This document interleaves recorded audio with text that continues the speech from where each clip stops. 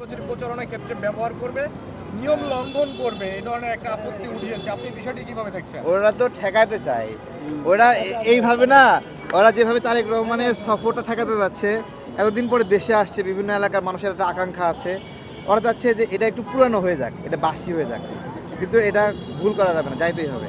এইটা বেগম জিয়ার ক্ষেত্রেও ঠেকানোর চেষ্টা করছে, যে বেগম জিয়া যে দিক দিয়ে গেছে সেই দিক দিয়ে মহাসমুদ্র হয়ে গেছে। উনি যেখানে হাঁটছে সেখানে মিছিল হয়ে গেছে, যেখানে গাড়ির দরজা খুলে দাঁড়াচ্ছে সেখানে সমাবেশ হয়ে গেছে, বিরাট সমাবেশ। এই আতঙ্কের কারণে তাকে কারওয়ান বাজার হামলা করছে, ফেনীতে হামলা করছে, মিরসরাইয়ে হামলা করছে, কত জায়গায়।